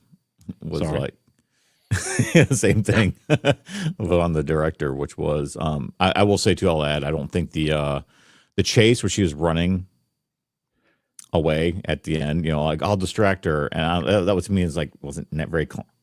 I don't know. It was kind of bland, like it's attempted escape. Knee pain just reminded me of another criticism, but continue, knee pain. Yeah, me too. I felt that catching up here. I think Jared did okay in his performance, though. I felt it was a miscast for Ares. I look at the rest of the characters like Joey Turner-Smith. They were younger, more chiseled. The makeup, they look like computer rendered characters would. Jared just felt like a in shape 53-year-old guy. I was disappointed because Cameron Monaghan he was in this movie, but very small role. I think someone like him should have been a better Ares, a younger person who could have cleaner, younger skin, more chiseled. Yeah, Monaghan was in the movie for 90 seconds, bro. I know it was just long enough to die. Yeah, it was so, and I was like, that was kind of a waste. I kind of actually think he could have been a better Ares. I mean, as far as like younger, being more of that chiseled who jaw. that is, don't you, Nick? Probably not. or next. Is it? No, I don't. Cal Kestis. Yeah, can you hear me? Yeah. Cal Kestis was in there whopping 90 seconds. Really? Yeah. He got killed. He was the one Dillinger program who had his leg chopped off or whatever. And you saw him for a second there, and they were trying to save him, and they're like, "Don't save him." No, I did not know that. I did not know that was him. That was Cameron Monaghan. Okay. So, ultimately, outside that, I think Ares could have been cast differently. Just a younger person, honestly. We talk about the director, some of the writing, some of the things that just kind of didn't feel a little sloppy in places. I ultimately felt like, and this goes back to that interview that you critiqued a couple weeks ago, Coach. Mm-hmm. This did not feel like a movie directed by someone who loved the franchise. It felt like someone who got a directing job because someone called him and said, "Hey, can you direct this movie?" And he came in and did it because it was a job, treated it like a job, but didn't care about the franchise, didn't really care if there's another movie. He was just there to collect a paycheck and go on to the next film. And that's my ultimate critique about the movie. Well, and also the writer. I wanted to look up the writer because the director can only direct what is written. Yeah. And I looked up this writer. This writer's name is Jesse Wigatow.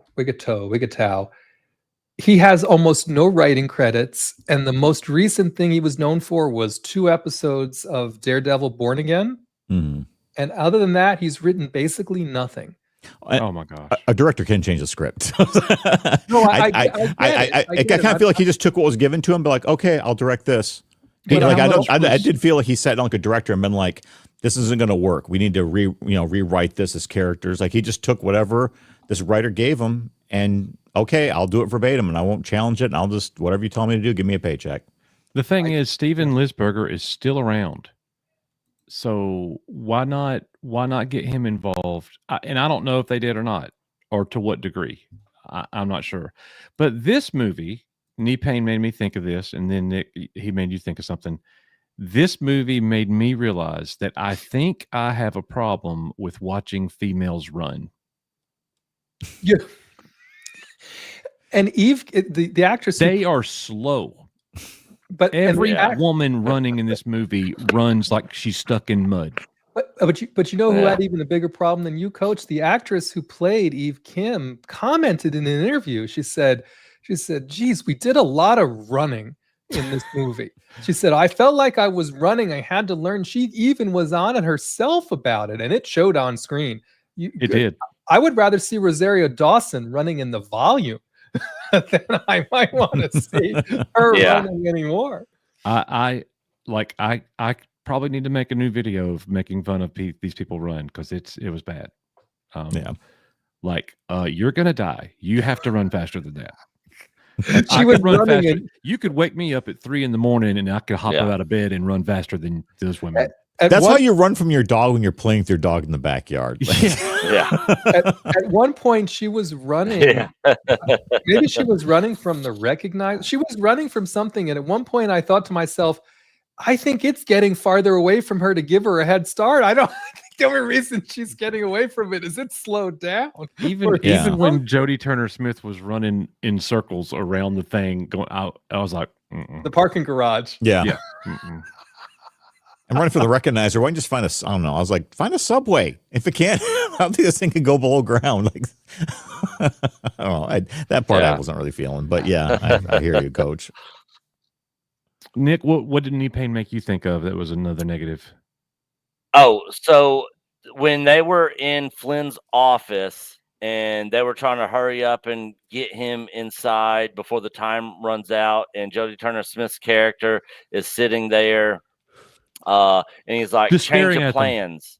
And just staring at him and like change of plans. And he starts running towards her. Yeah. But then he doesn't do anything different. He wasn't like, what was the point of that? Yeah. Change of plans. He was being heroic in his last moment. Well, he was supposed to stand there and get zapped by the laser, right? And the change of plans was he thought, instead of getting zapped by the laser, run towards her while he got zapped. He didn't.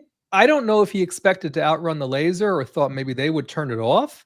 But his whole thinking at that moment was, well, I'm going to go after Athena. I'm not going to stand here and get zapped by this laser. The problem is he ran in a damn straight line. So if he wanted to get out of the way of the laser, he should have just kind of zigzagged a little bit, or maybe I think he was assuming they weren't going to be able to use the laser in time. He would get far enough away or something was going to happen, right? That he was going to go through that window. Originally, I thought he was going to run and grab her as the laser got him, and he was going to grab onto her and bring her in with him. Yeah. So she wouldn't de-res and go back and just keep coming back. That would have made more sense. That part didn't make really sense to me. And she like challenges Kevin Flynn or something like that. And like Kevin Flynn like wipes the floor with her, you know. But here's the issue. Here's the issue with that, right? He couldn't grab her and bring him with him because then he would have brought him into the old NCOM grid and she would have gotten you know what I mean? That would have given her an opportunity to get the permanence code that way. So because Flynn ran the grid.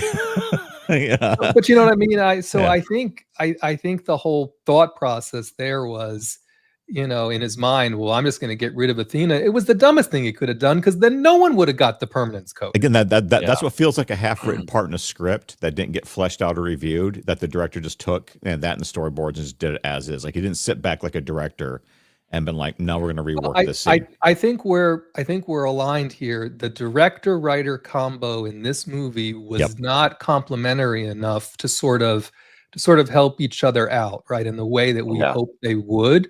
It just, that part of it, that's why I say the acting, the scripting, the dialoguing, there was, although I thought the Depeche Mode stuff was funny, that was about the only funny thing in the movie. Yeah, I appreciate that, actually. I actually like that. I actually like that part.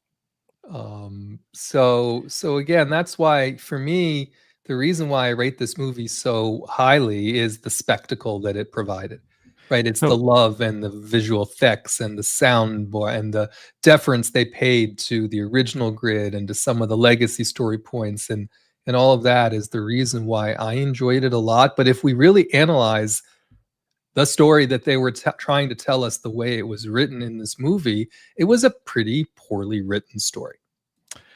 This was just posted on X, on Twitter. A user by the name of Criticless Blaine, who follows us, actually. He's the Criticless. He runs the Criticless website. Yeah. I hung out with him in Florida. Never heard of him. I'm just trying to say what he posted here. He says, got to be honest, I'm worn out with how hyperbolic and constantly negative the entertainment discussion space has become.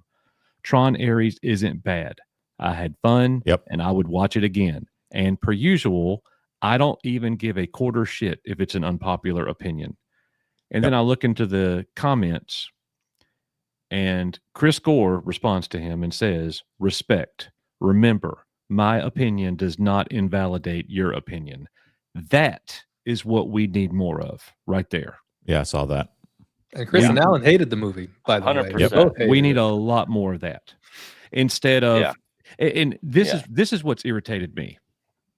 All these people on social media who haven't even seen the movie, but they're parroting what people on social media or YouTubers are saying like they know, and they don't, because you haven't even seen the film. So you could be skeptical if you've not seen it. And if you like me and Nick have had this conversation a bajillion times. You see people and you follow people that you typically generally always agree with. And so you feel pretty safe. If Robert Meyer Burnett likes a movie, I'm probably going to like it too. I think like Nerdrotic and all of them hated on it, and everyone agreed. Yeah, and we love Nerdrotic. Yeah, but he saw it as a girl boss. He tweeted something. Love him, man. But he tweeted something about quintessential Disney girl boss action. Don't waste your time. And I thought, oh man, I didn't see it as girl boss action at all. Nope. And the people who were saying DEI or whatever, I mean, outside, I definitely felt the DEI in this film. Why? It didn't push. It didn't make me dislike the movie more because of it. But what about it was obvious made it DEI to me that you? it was in there.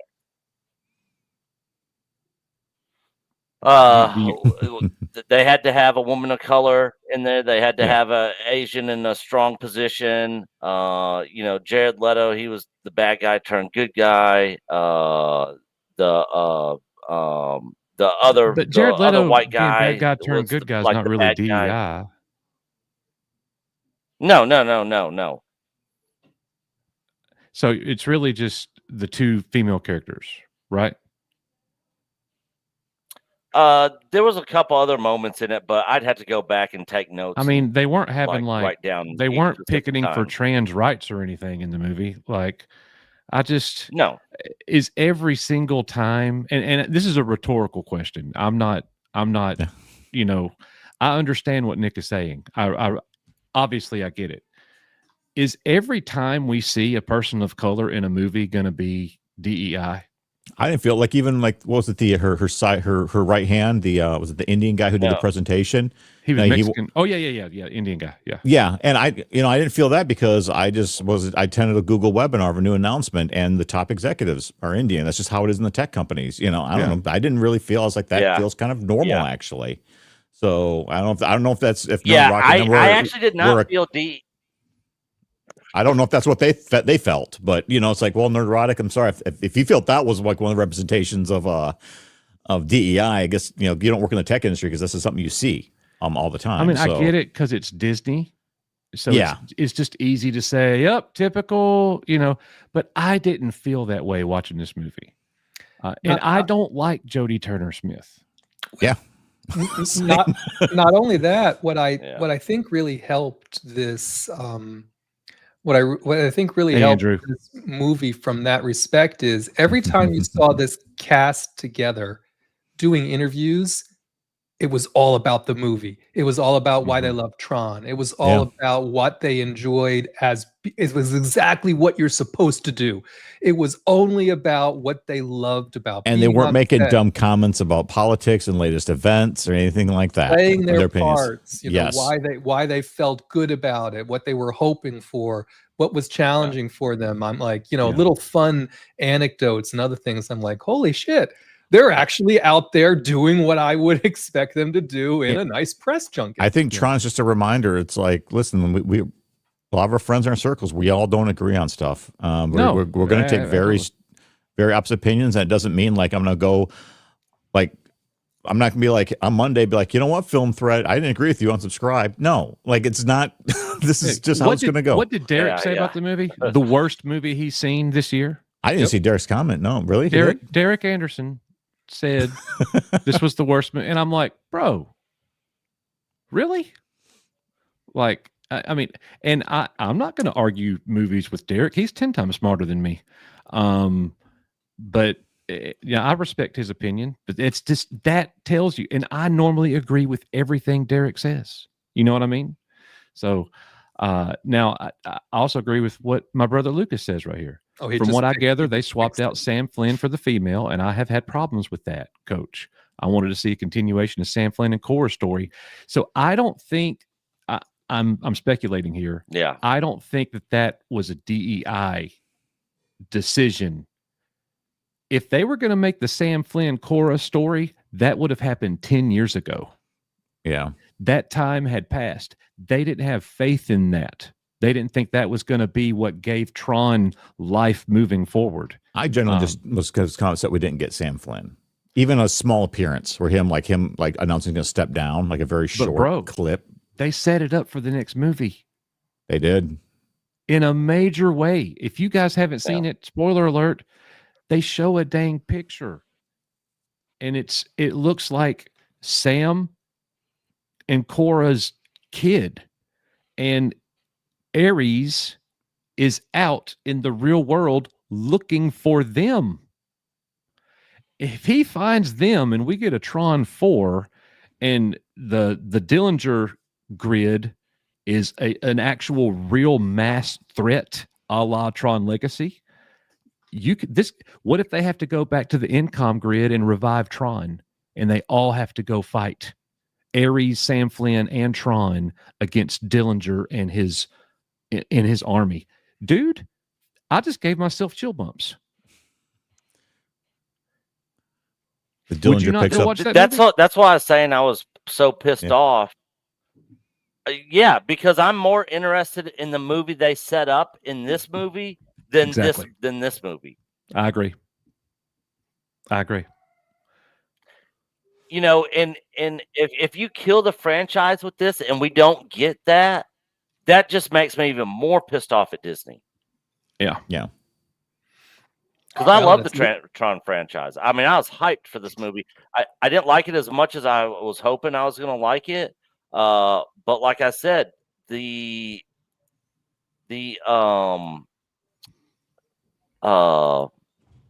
movie that they set up, I'm interested in seeing it. Yeah. Well, and I don't, again, it has an international, we don't know yet, blah, blah. But I mean, if this movie doesn't even make $400 million, which now they're saying it might not, then I think it's unlikely that even with Disney spin, right, it's unlikely that they'll invest another 180 or $200 million in making another one of these movies, sadly.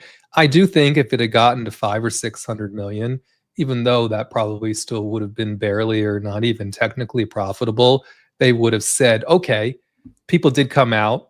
We can make, there's a viability here. There's a way we can continue to cross pollinate and capitalize. I mean, they're not going to tear the 2 Tron rides down. They'll exist forever.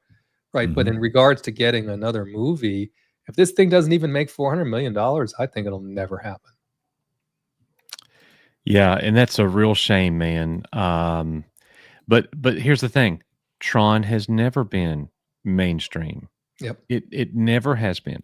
That's why, and it's just a really unfortunate thing. You know what else has never been mainstream? Other franchises from the past, from yesteryear, that I loved. Like, I was hyped for the Dark Crystal show that was coming out. That franchise is dead and it'll never be brought back because what they did to that. The Neverending Story is getting a reboot movie. That's probably going to kill that. I mean, Voltron's about to come out. You guessed it, probably going to kill that. I hope not. So it's like all these things that they keep dusting off and bringing back. I wanted to see Tron make it. And right now it doesn't look like it's going to. And I hate that. I think a lot of that has to do, I'm just guessing. I think it's a mixture. I think people forget that it's never been a big pull and that there is a lot of negative influence in social media right now. And look, a lot of the people, you have to assume a lot of the people who are criticizing this movie because they're on an anti-Disney campaign. I get it. I've been on the same campaign, even though I'm a total hypocrite and a subscriber. A lot of that is happening. Yeah, exactly. Yes, I pay for it, but I also throw rocks at them from afar all the time. You know what I mean? So, and I have the right to, because I'm a subscriber. I pay taxes to rocks at the government all the time. So.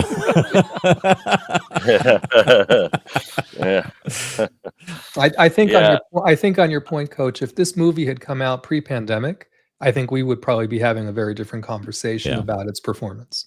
I do agree. I think Disney's reputation right now is hurting these franchises. Look, I'm going to be honest, man. It's just, I don't have a reason.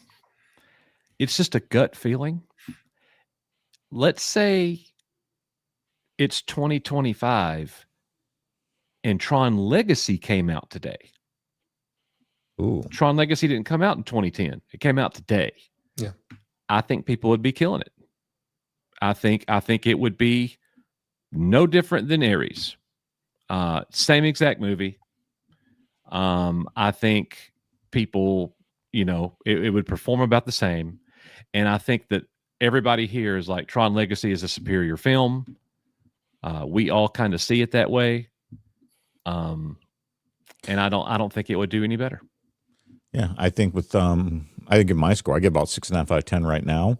That could change. That's what I'm at. It could go up a little bit. I think I need to watch it. Get kind of I said I went in this film with a bad taste in my mouth from a lot of negativity. I could probably go up to a 7.5. I remember your post, and I was like, "Oh no, they got him. They got to him." Yeah, I wasn't feeling it. I was like, "I wasn't going to let anybody get to me. Not for this movie."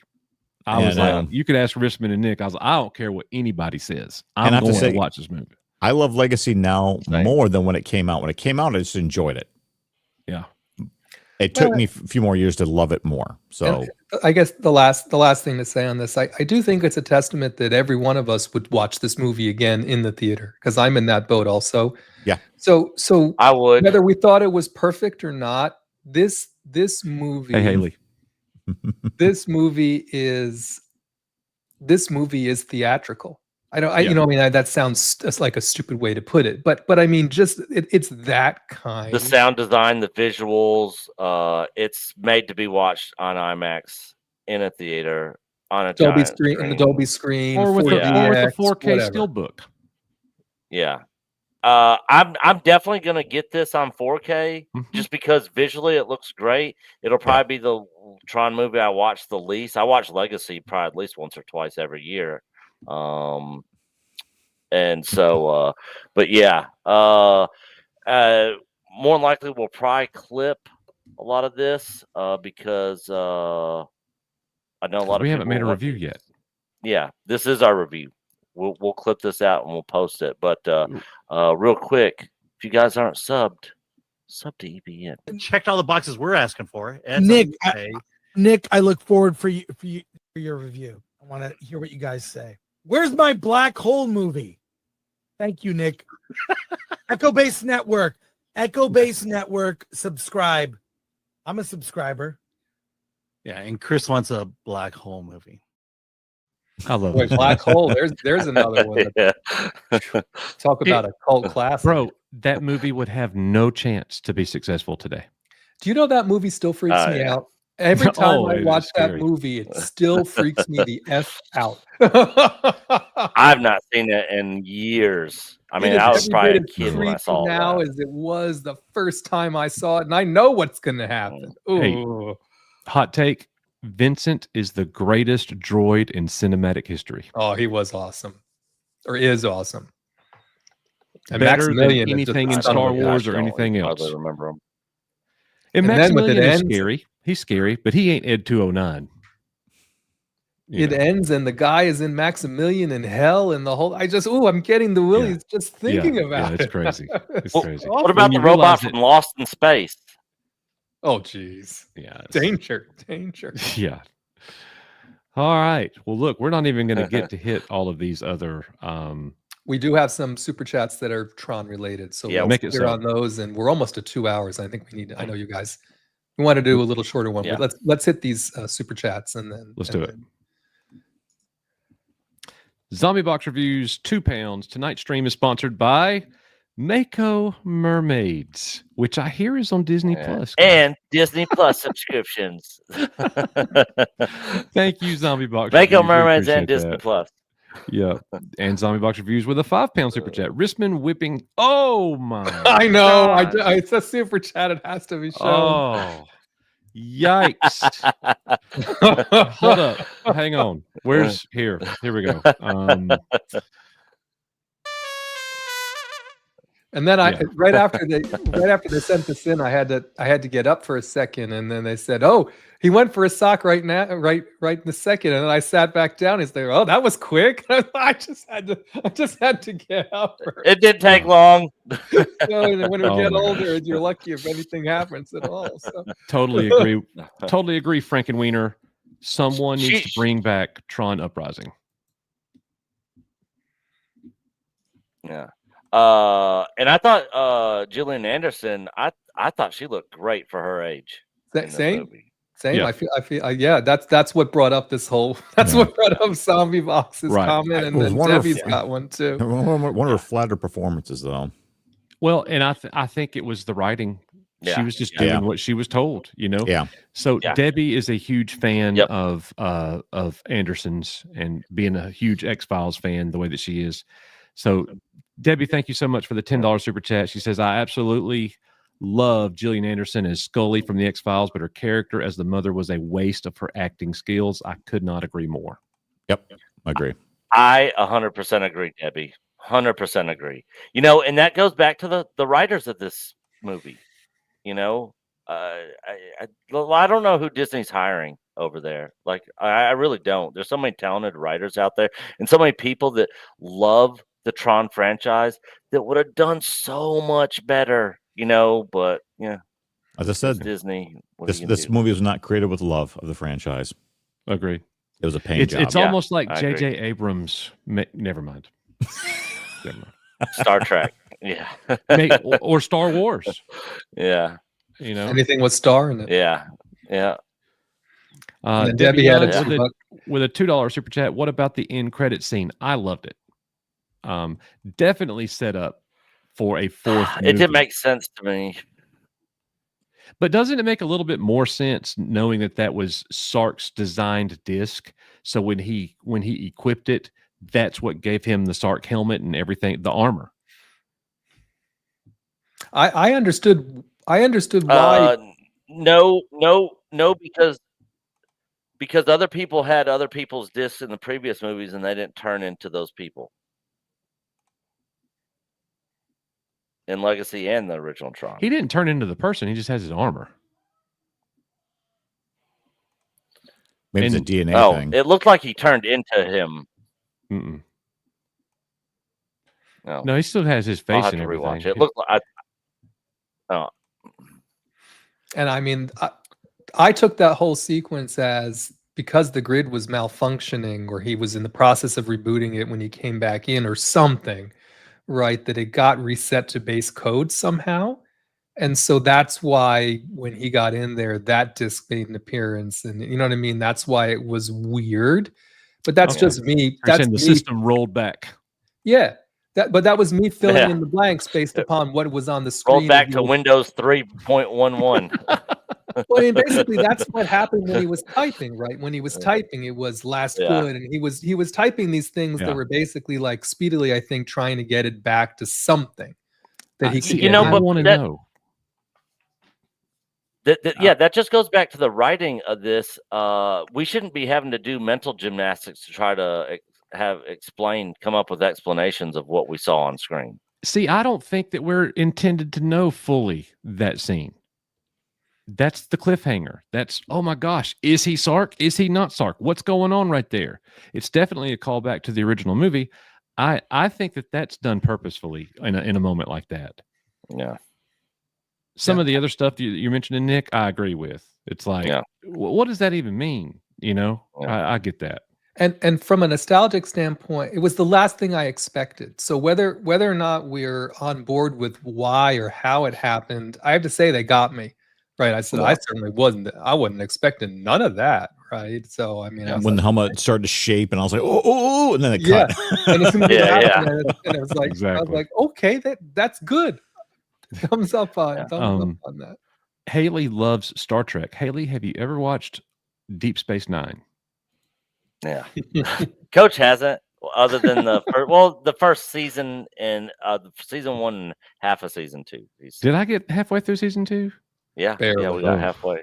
Yeah. Man, it was a chore. And then Dan Crane, we thank you for your 44 months. There was no message, but Dan is here, and he Hail, just wanted to Dan Crane. send through his chat. There no message. Thank you so much, Dan. We appreciate that, man. Now everybody go second half of this Auburn Georgia game. Auburn is ahead by a touchdown, and we should be ahead more. We've been getting robbed the whole first half. I have not watched a second of it. How much time is left? It's halftime right now. Third quarter. Perfect. Well, guys, that we're gonna wrap it up. We were planning on only going an hour, and we just went 2. So, but hey, it's better than 29 minutes, right? Yeah. We're all still here, so we're at least semi-permanent. We are all still here. Absolutely. Yeah. So hopefully the Tron franchise did not get de-rezzed, but it's looking iffy. I will say that. So guys, thanks for a great stream. Real quick, while we exit out of this live stream here, quick predictions on box office numbers. I'll go first. I think this does 4 to 430. They're saying it's not even going to do 400. I'm going to say 370. I was going to say the 300s. Yeah, 375 for me. Nick, if it does 450, it'll be looked at as a success. I think there's a possibility that this thing ends up not having as big of a drop the second week. Now, come next there's weekend, no competition.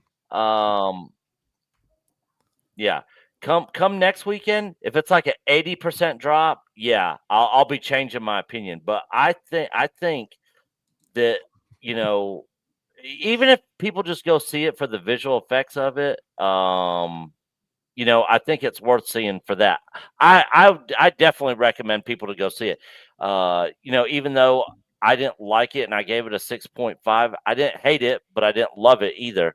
I still think it's worth people checking out. It's a great popcorn chomping movie to see in the movie theater. I took the whole family to see it. Usually we just me and the partner go, and we leave the kids at home. I took everyone last night to see it. So yeah.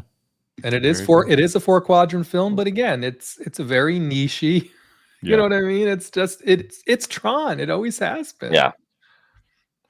All right, guys. Yeah. Well, look, that's gonna do it for us. Rissman, knee pain. Y'all want to tell them anything y'all got going on? Nothing my side. Just great to see everyone here. We had almost 80 people here at one point. It's great.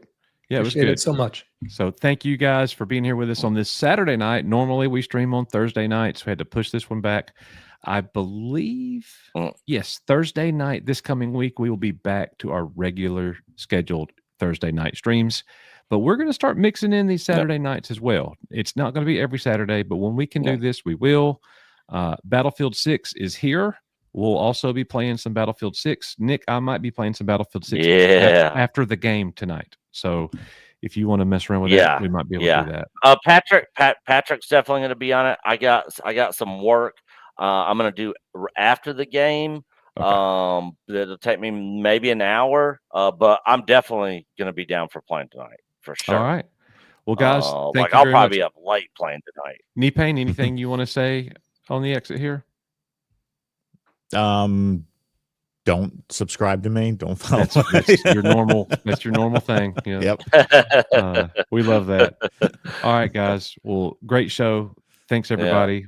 Rissman, thanks for everything. The agenda. No worries. And good job starting the show off, Nick. Appreciate it, brother. Felt great watching you do that. And I was surprised. I come in, I was like, Nick? Late with the pre-show. Yeah.